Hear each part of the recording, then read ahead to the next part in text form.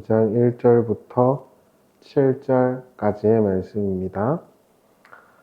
제가 봉독하겠습니다. 에베소 교회의 사자에게 편지하라. 오른손에 있는 7별을 붙잡고 7 금촛대 사이를 거니시는 이가 이르시되, 내가 내 행위와 수고와 내 인내를 알고 또 악한 자들을 용납하지 아니한 것과 자칭 사도라 하되, 아닌 자들을 시험하여 그의 거짓된 것을 내가 드러낸 것과 또 내가 참고 내 이름을 위하여 견디고 게으르지 아니한 것을 아노라. 그러나 너를 책망할 것이 있나니 너의 처음 사랑을 버렸느니라. 그러므로 어디서 떨어졌는지를 생각하고 회개하여 처음 행위를 가지라. 만일 그리하지 아니하고 회개하지 아니하면 내가 내게 가서 내 촛대를 그 자리에서 옮기리라. 오직 내게 이것이 있으니 내가 니골라당의 행위를 미워하는도다. 나도 이것을 미워하노라. 귀 있는 자는 성령이 교회들에게 하시는 말씀을 들을지어다. 이기는 그에게는 내가 하나님의 낙원에 있는 생명나무의 열매를 주어 먹게 하리라. 아멘. 우리가 지난 시간 요한이 본 환상에 대해서 함께 나누었습니다. 요한이 본 환상의 요지는 다니엘이 보았던 하나님이 세우신 영원한 인자이신 예수 그리스도께서 지상교회를 치리하고 계시다라는 것이었죠. 지금 당장 어려움과 고난과 외로움이 있다 할지라도 하나님 나라의 왕으로 오신 예수 그리스도, 그리고 그분의 통치를 힘입어 견디고 버티라는 것을 전하는 것입니다. 오늘부터는 7 교회에 대해서 함께 나누어 보도록 하겠습니다. 아시다시피 7이란 단어는 요한계시록에서 모든이란 뜻을 의하고 있죠. 따라서 7 교회에 대한 편지는 전 세계와 전 세대의 교회에 해당하는 내용이고 그들에게 편지하는 것이라고 보시는 게 맞을 것 같습니다. 그러니까 에베소 교회에게 편지한다 해서 에베소 교회에게만 국한된 내용은 아닐 것이다 라는 거예요. 오늘 함께 나누는 교회는요, 에베소 교회입니다. 에베소는 소아시아에서 지리적인 요충지였고요, 영향력 있는 도시였을 거예요. 사도 바울은 선교지를 선택할 때 항상 지리적인 요충지를 선택했었던 것으로 보여요. 그가 그 장소를 선택하고 장기간 머물렀던 그런 장소들을 보면 대부분 다 요충지였다라고 보시면 되겠습니다. 그도 그럴 것이 지금처럼 매체가 이렇게 발전한 시대가 아니잖아요. 그래서 바울은 중요 거점들의 교회를 세우고 거기서 바른 진리를 잘 가르쳐서 그들이 그 지역과 더 나아가 그 지역 주변 지역들에게 영향을 끼치는 식의 그런 구조, 전략을 짰었던 것으로 보여요.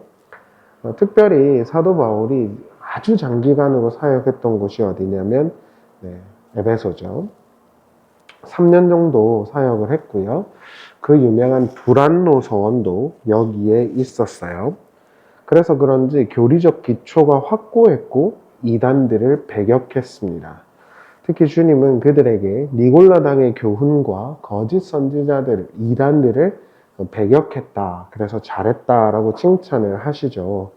니골라당은 앞으로 몇 번 보게 될 텐데, 이 당시 이제 에베소에서 성행했던 여신 숭배, 그리고 더 나아가서 로마 황제 숭배에 대해서 아마 괜찮다라는 그런 무리들이었을 것 같아요. 여러 가지 의견들이 있지만 우분별한 은혜주의자다라고 대부분 입을 모으고 있는 것 같습니다. 그들의 요는 이거죠. 하나님은 사랑이고 은혜를 베푸시기에 인간은 나약하고 황제를 숭배하거나 여신을 숭배한다 해도 배교가 아니며 하나님의 백성이 될 수 있다. 어차피 그분은 사랑이니까, 은혜니까, 인간은 죄인이니까 이런 식의 구조를 설파했던 것 같아요. 이런 류의 주장을 하는 사람들이 굉장히 많죠. 왜냐하면 편하거든요. 그렇잖아요? 하나님이 은혜를 베푸시고 사랑을 주시는 분이니까 내가 어떻게 살든지 뭔 상관이야. 어차피 내가 뭐 여기서 뭐 거룩하게 사는 게 하나님께 무슨 도움이 되겠어. 뭐 이런 식의 논리가 되는 거죠. 그러면서 이제 굉장히 은혜와 사랑을 많이 말하지만 삶의 결이나 질이라는 건 전혀 그런 것과 무관한 사람들이 많잖아요. 그러니까 아주 편리한 신앙이거든요. 그러니까 그런 식의 논리를 이렇게 설파하고 다니니까 에베소 교회에서 그게 왜 틀렸는지를 단호하게 배격했던 것 같아요. 그리고 주님은 그걸 잘했다고 하시죠. 제가 그냥 높아심에 말씀드리는 건데, 우리 신학이라는 영역에서 뭐 크게는 뭐 여러 가지 물줄기가 있겠지만, 제가 이해하고 있는 신학의 가장 큰 두 가지 흐름이 있는데, 하나는 하나님의 은혜와 사랑을 강조하는 개혁주의적인 것이고, 다른 하나는 그거를 부정하는 건 아닌데 거기보다 인간의 어떤 삶이나 신앙적 활동에 대해서 강조하는 것들이 있는 것 같아요. 이 두 가지가 이렇게 있습니다. 여기서 제가 꼭 말씀드리고 싶은 건, 하나님의 은혜나 하나님의 사랑을 강조하는 많은 믿음의 사람들이 함부로 살지 않았다는 거예요. 그러니까 정말 조심해야 돼요. 하나님의 은혜나 진리를 말하면서 자기의 삶은 개판이다. 그런 사람들이 진리를 아는 겁니까? 그러니까 그럴 수는 없는 거예요. 세상에 어떤 연예인이요, 자기가 나중에 연예인이 돼서 공인이 될 거라는 걸 생각을 해갖고 삶을 아주 잘 컨트롤하면서 살았다 하더라고요. 하물며 세상 연예인도 그런데 어떻게 신자들이 은혜를 안다고 말을 하고 진리를 안다고 말하면서 삶을 그렇게 무책임하게 살 수 있습니까? 김성수 목사님도 그런 이야기 많이 하시잖아요. 그 진리를 아는데 어떻게 그걸 이 나약함을 옹호하는 데 쓰냐고 그런 이야기 하시잖아요. 그러니까 당연한 겁니다. 그 은혜를 알면 하나님을 더 알고 싶고 그분을 더 닮고 싶은 건 당연한 거잖아요. 근데 그렇지가 않고 천국은 가고 싶고 하나님의 백성인 거는 확인하고 싶은데 내 삶에서의 어떤 모습의 결이라고 하는 게 조금 더 수정하고 싶지 않아. 나 너무 좋아. 그냥 내 몸뚱이가 하라는 대로 하고 싶어. 그런 사람들이 제일 좋아하는 게 무분별한 은혜주의자들. 겉모습은 굉장히 홀리해 보이고 은혜를 말하는데 그 속을 들여다보면 기독교와 아예 단절되어 있죠. 그런 사람들이 갈 곳이 어디라는 건 분명하잖아요. 요한계시록 2장 2절을 보세요. 내가 내 행위와 수고와 내 인내를 알고 또 악한 자들을 용납하지 아니한 것과 자칭 사도라 하되 아닌 자들을 시험하여 그의 거짓된 것을 내가 드러낸 것과 또 내가 참고 내 이름을 위하여 견디고 게으르지 아니한 것을 아노라.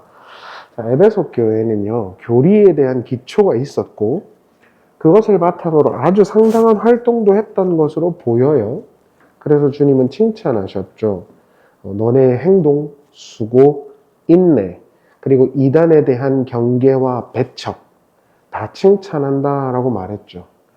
여러분, 이 정도 하는 교회 찾아보기 힘들걸요? 그러니까 신천지랑 논리적인 대결을 벌리잖아요. 성경을 놓고. 그러면 그들의 어떤 논리 구조를 파악해서 왜 그게 진리가 아닌지를 드러내는 게 쉽지 않을걸요? 심지어 목사, 신학생들도요. 그들이 뭘 말하는지도 모를걸요? 여호와의 증인은 뭘 말하죠? 또는 뭐 예를 들어서 이상한 사람들 있잖아요. 논리 구조 체계에서. 그런 사람들은 뭘 말하고 그 사람들의 그 가르침이 왜 기독교적이지 않죠? 그거를 정확하게 가려내는 게 쉽지 않습니다, 여러분. 그냥 무턱대고 뭐 누구누구가 교주래 이렇게 말하지만 그들이 하는 성경 공부를 보면 그런 이야기 안 합니다. 그러니까 은연중에 이렇게 가스라이팅을 시켜갖고 바꿔놓는 거예요. 그러니까 사람들은 이단들이 뭐 14만 4천만 이야기한데 이러는데 가서 들어보니까 그런 걸 말 안 해. 그런데 아주 쌈박하게 성경을 가르쳐줘. 그러니까 혹 빠지는 거예요. 그러니까 쉽지 않은 겁니다, 여러분, 이거는. 그런데 문제는 뭐냐면 주님께서 그거 다 해도 네 교회 아니라고 말한 거예요. 왜요? 첫사랑을 버렸으니까요. 요한계시록 2장 4절을 보세요. 그러나 너를 책망할 것이 있나니 너의 처음 사랑을 버렸느니라. 첫사랑을 잃어버렸다라고 말을 하죠. 그러니까 내가 너 잘했다, 이거 아주 훌륭하다. 근데 첫사랑을 잃었어, 이렇게 말했어요. 여러분, 첫사랑은 뭐예요? 그러니까 제가 뭐 폄하하는 건 아니고요. 대다수는 이렇게 생각하죠. 그래, 처음 예수 믿었을 때 너무 행복하고 너무 좋았고 교회에 있어도 눈물이 나고 십자만 가만 봐도 눈물 났잖아. 예배도 사모해가지고 30분 1시간씩 했잖아. 그 전에 갔잖아. 아, 요즘은 내가 식었어. 그 처음 사랑이 정말 그립다. 이래서 수련회를 가는 거잖아요. 그게 전형적으로 이상한 개념인 거예요. 여러분, 이렇게 생각하시면 돼요. 단순히 감정적으로 또 그 은혜가 너무 처음에는 좋을 수 있죠. 그러나 그렇게 표현이 안 되더라도 하나님과의 깊이 있는 인격적인 관계는 더 깊어져 가야 돼요. 그러니까 표출되는 어떤 외형적인 교회의 활동이나 모습은 줄어드는 게 맞아요. 맞다니까요. 그거는 우리의 감정이나 우리의 상황이라는 게 그걸 일관되게 유지하기 힘들고 그럴 수도 없어요. 그건 이상한 거죠. 약 먹은 거란 말이에요. 그러니까 그 약을 채우려고 수련회를 가는 거잖아요. 그건 이상한 게 아닙니다, 여러분. 그리고 궁극적으로 에베소 교회는 그런 게 있었다니까요. 그럼 처음 사랑을 버린 게 아니잖아요. 그런 논리에 따르면은. 그러니까 단순히 예수를 믿었을 때 너무 저도요. 처음 방언 받았을 때 제가 정확하게 기억이 안 나는데 3시간, 4시간에 방언을 했어요. 그러니까 이렇게 뭘 넣으면 다 토해냈어요. 그러니까 제가 대부분 부흥회 집회에 가서 어린이 부흥회 같은 걸 하면 혀가 돌아가고 방언이 나오잖아요. 그럼 딱 멈춰요. 애들이 멈추면. 전 그러지도 않았어요. 4시간 동안 혀가 돌아갔어요. 그러고 난 다음에 새벽 기도고 금요 철야고 너무 좋았어요. 너무요. 요즘은 안 합니다.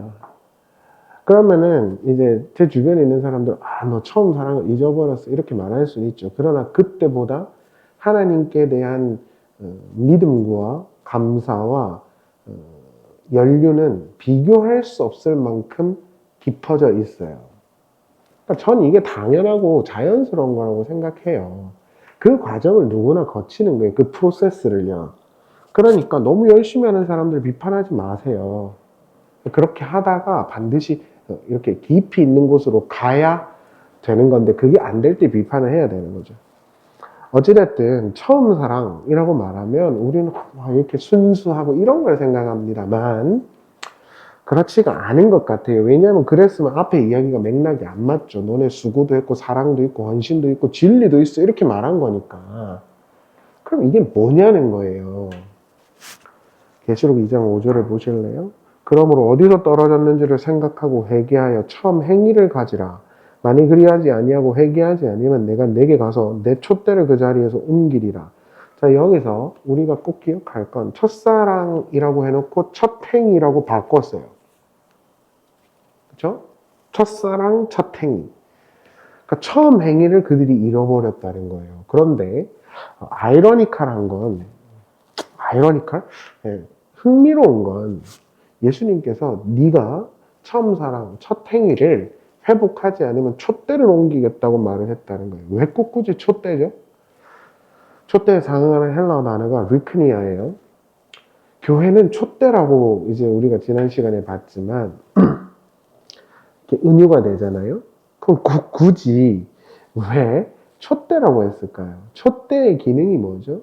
빛을 밝혀서 그 빛을 뿌리는 거죠. 촛대가. 교회의 궁극적인 처음 행위는 뭐죠? 빛을 깨닫고 그 빛을 뿌리는 겁니다. 그런데 예수님께서 첫사랑을 잃었어, 첫 행위를 잃었어, 이거 안 고치면 촛대를 옮기겠다 이렇게 말을 했으니까 첫사랑, 첫 행위, 촛대는 연결되어 있는 개념인 거잖아요. 교회가 탄생하고 부흥하고 할 수 있었던 이유는 딱 하나입니다. 진리를 알고 진리를 전했기 때문이죠. 초대교회에는 그게 활성화되어 있었고 말씀과 바른 진리 때문에 많은 사람들이 모였어요. 그게 교회의 처음 행위예요.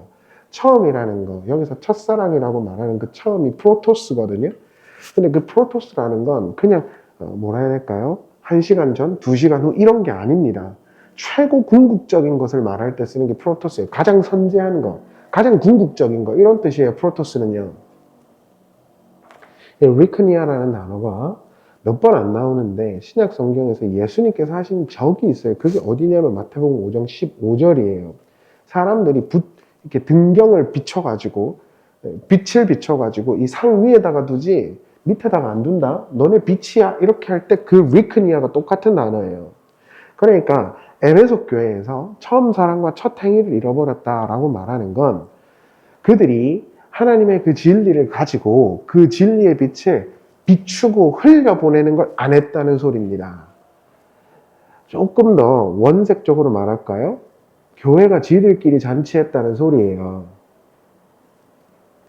교회가 자기들끼리 모여서 너 믿음 너무 좋아, 헌신도 너무 좋아, 사랑도 너무 좋아, 괜찮아, 우리 교회 너무 멋져, 건강해, 지들끼리 잔치했다는 소리예요. 그 진리의 빛과 하나님의 빛을 깨달아서 교회 안에서 힘쓸 게 아니라 그 진리를 모르는 자들에게 그걸 알려주려고 노력하지 않았다는 소리잖아요. 지금 이야기가. 그러니까 처음 사랑, 처음 행위, 촛대라는 걸 붙여놓죠. 사실 에베소 교회뿐만 아니라 모든 교회의 처음, 프로토스는 복음 증거죠. 복음을 증언하는 것에서부터 교회가 시작했기 때문에 교회의 처음은 복음을 증거하는 거예요. 교회의 소명은 진리의 복음이신 예수 그리스도를 증언하는 것이죠. 그리고 그 일을 위하여 교회가 시작된 거예요. 그런데 에베소 교회는 이단들도 잘 분별했고요. 그만큼 교리적으로 실력이 있었다는 것이죠. 그리고 그 진리에 대한 이해도 풍성했던 것 같아요. 그러나 문제는 뭐냐면 그들은 그들 스스로의 집단 안에서만 활동을 했다는 문제가 생기는 겁니다. 잘 생각하셔야 돼요. 단순히 그래 전도해야지, 전도지 나눠줘야지 이 이야기가 아니에요. 교회의 관심이 그 교회 구성원들 안에서의 사랑과 행실과 봉사에만 집중되어 있다고요. 어디랑 아주 유사하죠? 교회는 진리를 고수하는 곳이죠. 그리고 그걸 전달하는 곳이에요. 이 둘은 불가분입니다. 그래서 교회는 착한 일을 하기 위해서 존재하는 것도 아니고 사회에 쌀 넣어주려고 존재하는 것도 아니고 궁극적으로 더 나아가 와, 너 믿음 되게 좋구나 라는 신앙적 우월감을 위해서 존재하는 것도 아니에요. 교회는 궁극적으로 진리를 전하는 집단이어야 하죠. 그거를 에베소 교회가 잊어버렸음이 틀림없습니다. 실제로 사도 바울이 에베소 교회에 집중하여 교회를 키우고 복음을 가르쳤던 것은 소아시아의 복음 증거의 베이스 캠프가 되게 하기 위해서였어요. 그 바른 복음을 3년 동안 두란노에서 가르치면서 하나님의 진리를 가르쳐 놔서 그거를 그 온 지역에다가 그 진리를 또한 흘려주라는 거예요. 거기에 집중이 돼 있어야 돼요. 교회는. 쉽게 말하면 교회 안에 와서 우리 목사님이 나를 굉장히 존대해 주시네. 우리 저 권사님 장로님께서 훌륭한 믿음을 가지고 계시네. 뭐 이런 거에 대부분을 쓰잖아요. 그게 교회의 처음을 버린 겁니다. 훨씬 더 많은 집중과 역량은 어디 있어야 되냐면 여전히 하나님을 오해하고 있고 진리를 모르는 이들에게 그걸 전해줘야지 라는 마음에서 교회가 운영되고 동기가 부여돼야 돼요. 그게 아니면 아무 의미 없어요. 예수님이 이야기하시잖아요. 사랑도 있고 헌신도 있고 봉사도 있다. 근데 첫 행위 버렸어. 촛대 뽑아버린다? 여러분, 사도 바울이 처음에 목회를 이제 에베소 교회에서 시작을 할 때 3년 동안 열심히 가르쳤습니다.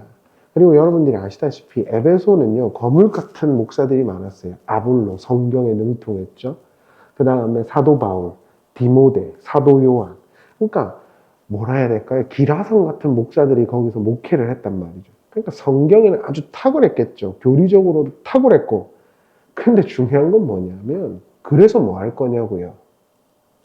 그 송태근 목사님께서 그 후배한테 그 이야기를 해주셨던 걸로 기억하는데 정말 공부를 더 신학 공부를 열심히 하고 싶다 이렇게 말할 때 송태근 목사님 배워서 뭐 할 거냐고 전하지 않으면 아주 동감하는 거예요.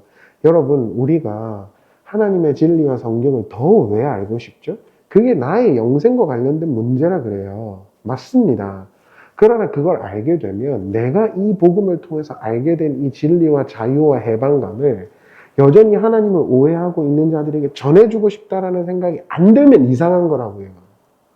근데 그게 되잖아요.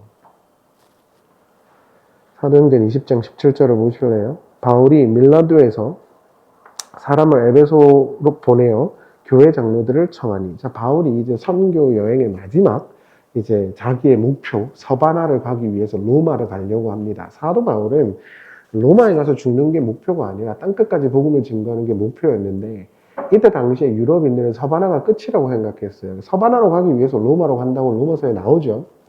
그래서 마지막 여정을 하기 위해서 가려고 합니다. 그때 에베소 교회 장로들을 초청을 합니다.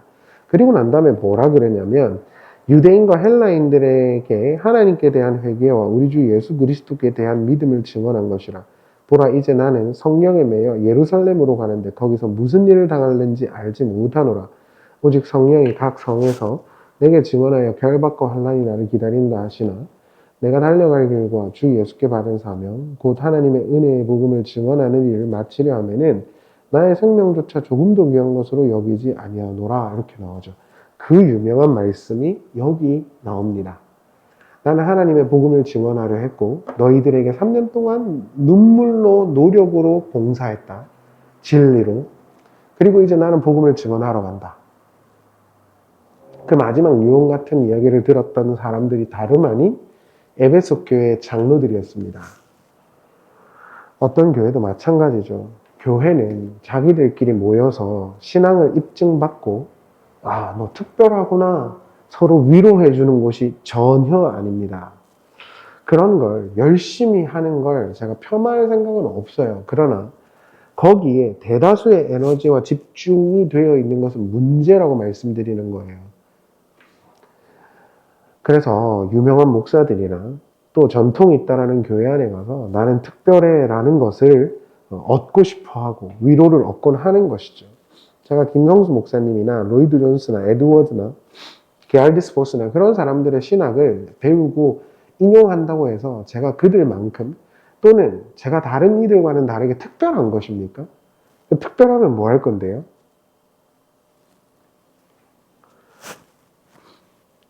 교회는, 신학은 하나님의 복음을 잘 배우고 그걸 전해주기만 하면 됩니다. 거기에 집중하면 돼요. 그러나 오늘날 교회는 에베소 교회처럼 거기서 내가 얼마나 신앙심이 있는지를 확인하려고 할 뿐만 아니라 지들끼리 싸워요. 삐져요. 엄청난 문제인 거예요. 저는 우리 이 작은, 어떻게 보면 작은 커뮤니티지만 우리 교회에 오시는 분들이 정말 복음을 잘 배우고 뭐 제가 전하는 게 절대는 아니지만 그 속에서 자유와 은혜를 누리시기를 진심으로 바라요. 근데 그걸 알게 되면 내 자식과 내 가족들과 내 주변 사람들이 그 은혜를 정말 누리게 되길 바란다라는 마음이 같이 오는 건 당연한 거잖아요. 좋은 걸 알아버렸는데.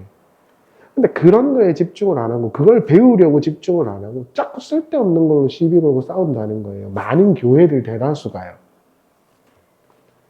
그러니까 그들이 촛대로서의 역할이 이렇게 옮겨지는 겁니다. 여러분, 평생 마음대로 살다가 그냥 일주일 내 마음대로 살다가 교회에 와갖고 이렇게 성경책 이제 심장 5cm 밑에다가 끼고 나는 장로야, 나는 목사야, 나는 권사야, 나는 집사야, 나는 특별한 교회 목사님의 설교를 듣고 있고 나는 아주 특별한 집단이야. 그런 거 확인하면 진짜 신자가 되는 거예요? 그러면 자기 마음대로 살다가 초파일 날에 부처님 오신 날에 절에 가갖고 나는 불자야 라고 말하는 사람들은 뭐가 다릅니까 그게? 물론 그것도 안 하는 사람들도 많지만 에베소 교회가 가진 헌신과 사랑, 능력 그것은 칭찬받을 만한 거예요. deserve it 해요. 주목할 만하고 가치 있다고요. 그러나 그들은 정작 바른 복음을 배우고 그걸 흘려주는 것에는 관심이 없었던 것으로 보입니다.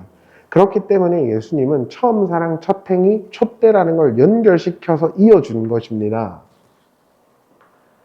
저를 비롯한 많은 교리주의적이고 주지주의적인 사람들이 가장 지향해야 되는 것이죠.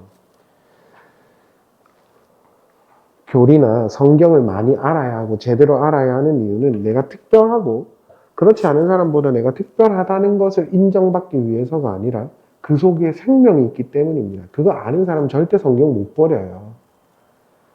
절대 헛소리 못 듣습니다. 그 진리 알아버리면. 제가 알기로는 그래요. 근데 그것만 알게 되면 나만 이거 알아야지 이렇게 되는 게 아니에요. 성질 자체가. 정말 이 영생 내가 누리고 있는 이 하나님에 대한 복음 이거 전해주고 싶다. 흘려주고 싶다. 여전히 오해하고 있는 많은 사람들에게 그 진리를 내가 잘 배워서 흘려주고 싶다. 라는 욕구가 당연히 내 속에서 올라와야 하는 거잖아요. 그리고 그걸 위해서 교회가 존재하는 것입니다. 만약에 나 성경 많이 알아. 그래 놓고 저한테 이렇게 이런저런 사람들이 막 자기 이야기를 하거든요. 근데 제가 그 사람들의 명제를 쫙 놓고 까잖아요. 아주 이단스러운 것도 많아요. 정말입니다. 그러니까 여러분 예를 들어서 옛날에 그런 분들도 있었다 그러더라고요. 십자가에서 고난 당하신 하나님 아버지. 이건 아주 이단스러운 말이란 말이에요. 그리고 뭐 전혀 알지도 못하는 이야기들을 해요. 그래서 제가 물어보고 싶어요. 그게 무슨 말인지 아냐고.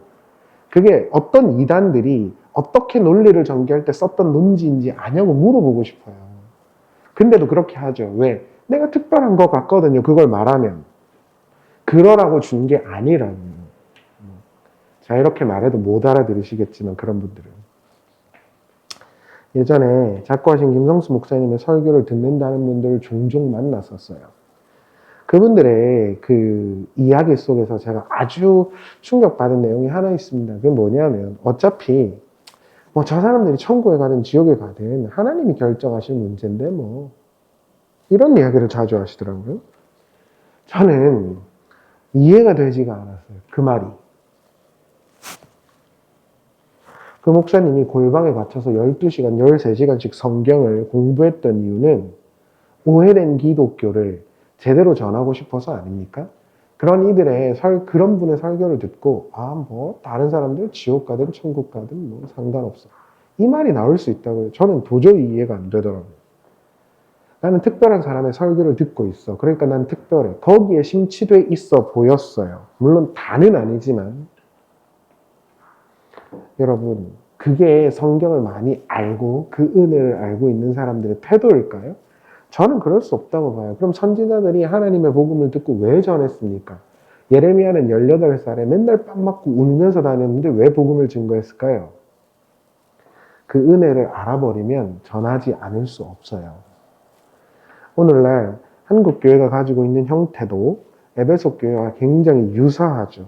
믿는 사람들끼리 모여서 자기들의 신앙이나 확인하고 확신하는 게 전부죠. 요즘에는 심지어 정치적인 성향이 비슷한 사람들끼리 모여갖고 정치와 신앙의 경계를 허물어버리고 자신들의 극단적 정치적 스탠스에 동의하는 사람들이 참 신자라고 생각하는 것 같아요. 그리고 지들끼리 모여서 방언이나 하고 있죠. 그 사람들이 제정신인가요? 유명한 목사님들이 유튜브 보면 대놓고 방언을 막 해요. 교회를 다니지 않는 이들에게 이제는 교회는 극단적인 정치적 집단이 되어버렸고 자기들끼리 모여서 나는 신자야, 하나님의 백성이야 라고 서로 그냥 주고받는 그런 집단이 되어버렸어요. 그러면서 가끔 대뜸 여러 나라 국기랑 태극기를 들고 집회를 하곤 하지요. 그리고 폭언을 일삼고요. 그게 교회가 할 일인가요? 그런 사람들을 보고 하나님의 진리를 오해하는 사람들이 더 많아진다면 그건 누구 책임이죠? 제가 하는 말이 아닙니다, 여러분. 사도 바울이 말한 거예요. 고린도전서 14장 22절 보실래요? 그러므로 방언은 믿는 자들을 위하지 아니하고 믿지 아니하는 자들을 위하는 표적이나 예언은 믿지 아니하는 자들을 위하지 않고 믿는 자들을 위함이니라. 그러므로 온 교회가 함께 모여 다 방언으로 말하면 알지 못하는 자들이나 믿지 아니하는 자들이 들어와서 너희를 미쳤다 하지 않겠느냐? 제가 한 말이 아니죠. 바울이 한 말이라니까요, 여러분. 지금까지 한국 교회는 교회 안에서의 성실과 봉사와 헌신은 대단했습니다. 그리고 옥하는 목사님을 비롯한 많은 좋은 목사님들이 성경 공부나 제자 훈련이라고 하는 것들을 많이 해 주셨죠.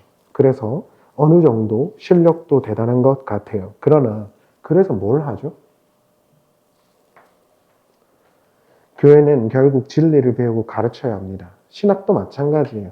아케나스의 표현에 따르면 신학은 하나님을 배우고 가르치는 것이죠.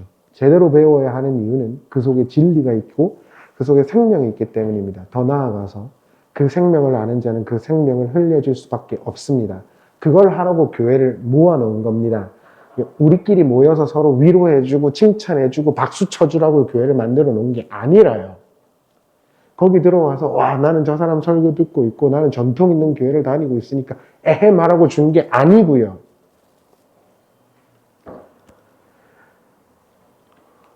교회의 처음 임무와 사랑과 행위는 하나님 아버지의 그 복음이 제대로 전달되게 하기 위해서인 거죠. 그래서 교회는 제가 누차 말씀드리지만 정치적인 어떤 스탠스를 끌고 와서도 안 되는 거고 인간들끼리 서로 모여서 서로 너무 친해서도 안 되는 거고 그것 때문에 분란이 일어나니까 그리고 거기에 목숨을 걸어서도 안 되는 거고 온전히 각자의 삶을 살면서 그 제일 배운 진리를 어떻게 하면 내가 이 누리고 있는 복음을 다른 이들에게 나누어 줄까? 그럴 수밖에 없게 되는 게 교회여야 한다는 말입니다. 우리들끼리 모여서 너 믿음 좋구나. 그렇고 박수 치는 게 무슨 의미가 있냐고요. 말씀을 마치겠습니다. 저는 지금 여기에 모이는 사람들이 많지 않고 신학생 때 바라던 유명한 사람이 되지 못했어요. 기적이 일어나지 않는 한 어렵지 않을까 싶기도 합니다. 그래서 저는 작년부터 저는 실패했다고 생각합니다. 실패한 목사예요. 그러나 그럼에도 불구하고 이 자리를 지키고 있는 것은 제가 이 목회를 통해서 돈을 벌거나 또는 사람들에 대한 상처가 없거나 또는 사람들에 대한 혐오가 없거나 너무 사람들이 좋거나 그래서 여기 있는 게 아닙니다. 누구나 그러하듯이 사람에 대해서 실망하고 좌절하고 힘듭니다. 그러나 그럼에도 불구하고 제가 복음을 알고 그 복음을 하나님께서 저에게 깨닫게 해주셨기 때문에 몇 명이 오든 전하려고 하는 겁니다. 그게 제 유일한 동기입니다. 목회를 하는. 우리 교회 분들은 아시겠지만 저는 정말 이 교회에서 나오는 헌금이 정말 많아진다 해도 제 생계 유지를 위해서 밥그릇을 위해서 교회를 할 생각이 전혀 없어요. 그건 저에게 동기가 되지 않아요. 꼭 기억을 해 주십시오. 그렇다면 너는 왜 교회를 다니느냐? 너는 그렇다면 왜 그 자리를 지키고 있느냐? 그 복음과 그 성경을 알고 있기 때문이죠. 물론 다 알지 못해요. 더 알고 싶어요. 더 깊이 있게요. 근데 그걸 알면 알수록 전하지 않을 수 없다는 거예요. 그 유일한 것이 저한테 있습니다. 그래서 저는 목회를 늘 고민하지만 아직 버티고 있는 거예요. 제가 사람들에 대한 상처나 어려움이 없고 제가 너무 행복해서 지금 교회를 하고 있는 거라고 생각하지 않으실 거라고 생각해요. 그렇다고 해서 제가 교회를 포기할 만한 것도 아니고요. 왜냐하면 교회라는 것 자체가 하나님의 그 진리와 생명에 관한 것이고 그것만을 중심으로 우리 행복하면 되고요. 그래서 너무 인간적으로 친해질 필요도 없고요. 서로 힘든 일 있고 좋은 일 있을 때 위로하면서 복음으로 권면하고요. 오히려 각자의 삶에서 더 열심히 살고요. 더 유능해지려고 하고요. 노력하고요. 그렇게 하나님의 복음을 각자 받은 은사대로 전하면 되는 거예요. 그 일을 위해서 모여서 더 성경을 제대로 알고 힘든 사람 있으면 지치지 말라고 위로하는 겁니다. 그것만 하면 돼요. 그런데 그게 쏙 빠져버리고 우리끼리 너무 행복해 라는 집단이 돼버리는 순간 그 교회는 빛을 잃어버리는 거라고. 여러분은 왜 교회를 다니고 성경을 배우고 있으세요? 거기서 내가 천국 갈 수 있다고 확신이 들고 내가 하나님의 백성이라고 확인할 수 있어서입니까? 내 정치적인 동지들을 만나서입니까? 아니면 목사들이 나를 특별하게 대접해 주어서입니까? 그런 게 그 사람들의 교회 활동의 중심이기에 그게 빠지면 안 다니는 거예요. 에베소 교회처럼 헌신도 있고 봉사도 있지만 첫사랑이 없다는 말을 들을 수밖에 없는 게 거기 있는 것입니다. 여러분, 일곱 교회에서 가장 가난하고 작았던 교회는 서머나와 빌라델비아 교회입니다. 가장 큰 교회는 에베소와 라우디게아와 사대였습니다. 주님 앞에서는 누가 칭찬을 받았습니까? 제가 별로 좋아하지 않은 복음성가이긴 한데 어릴 때 많이 불렀죠. 주님이 기억하시면 좋하니. 주님은 누굴 기억하실까요? 우리가 하나님의 복음을 알게 되고 그 사랑을 알게 된 것은 사도 바울의 말처럼 전하지 않으면 저주를 받을 것 같은 동기부여를 받았다는 것입니다. 그렇기 때문에 정말 내가 성경을 제대로 알고 하나님을 알게 되면 전하지 않을 수 없을 겁니다. 그 일을 위해서 세상에서 더 노력하시고 더 신경 쓰시고 더 정말 다른 사람들을 배려하고 그렇게 사는 게 중요한 겁니다.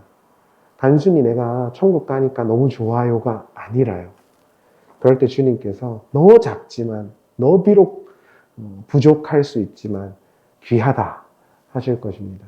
정말 그런 마음이 있는지 한번 잘 생각해보는 시간이 되었으면 좋겠고 뭐 누구를 저격하거나 누구를 염두에 두고 하는 말이 아니라 성경이 말하는 궁극적인 본질 그것이 무엇인지 우리가 잘 고민해 볼 수 있었으면 좋겠습니다. 기분 상하지 마시고요. 기도하시겠습니다.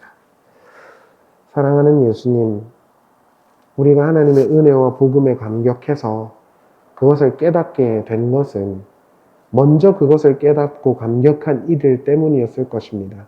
그리고 우리도 그러한 책임에 자유롭지 않습니다.